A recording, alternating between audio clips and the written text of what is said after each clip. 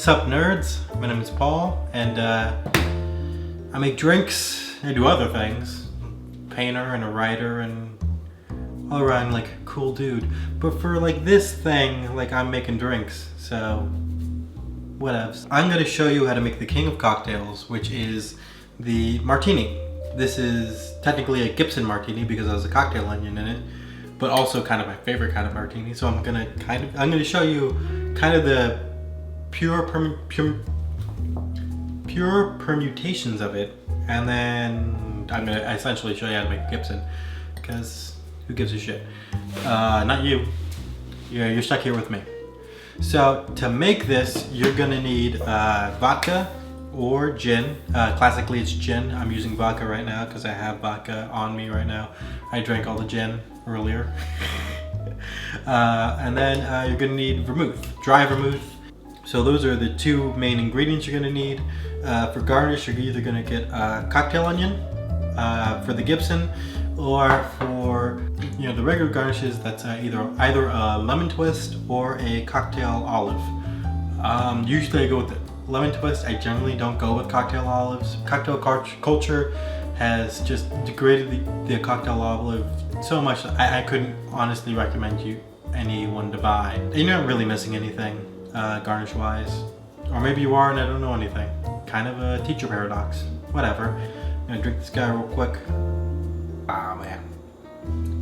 Sorry. Got some of the flavor of the onion. Cocktail onion sounds like it's not gonna be the most delicious thing you've ever had in your life, but I'm about to eat it. I'm gonna wash my face, and like that's not like an act. I'm like entirely too drunk to act for you. So hold on. Oh god. Oh my god. Oh god. That's the best thing I ever have in your whole life. Okay. Anyway. What am I doing? Oh yeah, I'm talking to you. So yeah, that's why I'm making the Gibson, because oh god, it's so good. It's crazy good. So yeah, to make this, tool-wise, you're gonna need a glass full of ice, a strainer, a jigger with a J so that you can measure out everything you're pouring. And the glass full of ice and the strainer, that's really if you are making a gin martini. If you're making a vodka one, you don't need that. You can just go with like a shaker. Or if you don't have a shaker or any of these things, you could probably mix it up in a cup, and then just like, the only point is to try to keep the ice out of it when you're pouring it into the glass. So however you do that, I don't personally care. If you're doing it at your house for yourself, nobody gives a shit. I mean, pour it through a pasta strainer, who cares? Now let's get this done. So, you're gonna go like this. I'm gonna show you how to make the 4-in-1 martini. Yeah, it's 4-to-1 martini. It's gonna be about 2 ounces of gin. We do that right now.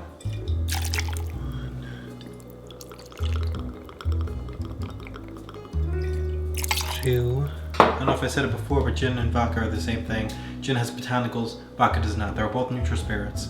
And that's why you shake one and stir the other. Even though I'm using vodka, I'm gonna stir it just to show you that you stir it, because that's the correct way to do everything. And also if you're making a martini, like mid-shelf gin is what you should be using. If it's really good gin, you shouldn't be mixing it with anything. Or you should essentially be doing what it's called the Churchill Martini, which is no vermouth in it at all. You just stir it in generally the direction of France. I've been doing it like the direction of France. Wait, no, that is actually the direction of France. I'm sorry. The ocean's that way. Right? Hold on. I'm here. I live on a peninsula, so it's really difficult to to discern where the ocean is. So I don't know where east is. But like, you stir in the gin, you don't even actually need to do that. If you have good enough gin, don't waste it by mixing with vermouth. Just stir the gin to get it cold, and then you can put a garnish in it. I don't give a shit about that. But you want to use as little vermouth as possible. I'm gonna start you off with this level, and then you're gonna wean yourself off of it. But yeah, so 2 ounces of gin, and then you're gonna do about half an ounce of vermouth. I'm actually going to do, just because I drank one already, and it's kind of a lot of vermouth for me, I'm going to do 1/4 of an ounce. Because I'm a little more pro than you guys. And then you take a stirring spoon, which is this long guy right here. You want to spin it like this, so that you're moving the spoon around the glass, and you're using the ice to stir the whole mixture itself. The reason that you shake most things is because it cools down everything really quickly and efficiently. Stirring takes a little bit longer. You have to be a little bit gentler. But then you don't burn the gin. The reason why James Bond wanted his martini shaken, not stirred, is because he actually kind of enjoyed the taste of burnt gin. He says so in the actual books. He says that he actually enjoys the taste of the burnt gin of a shaken martini. So don't do that. If you have gin and that tastes good, don't shake it, because it'll just activate. Because it's aromatic, it'll activate all the oxygen, and then it burns up.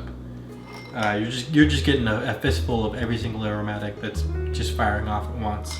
A good gin, much like a good scotch, has notes. So it, the starter note, and then it rings out.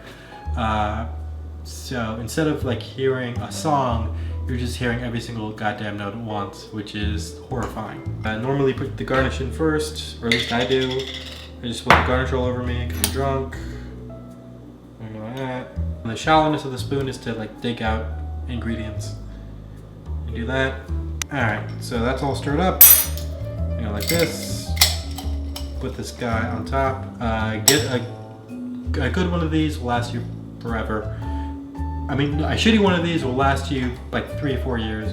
A good one of these will last you forever. A good strainer will just fit over any regular ass glass. So you just pour it in.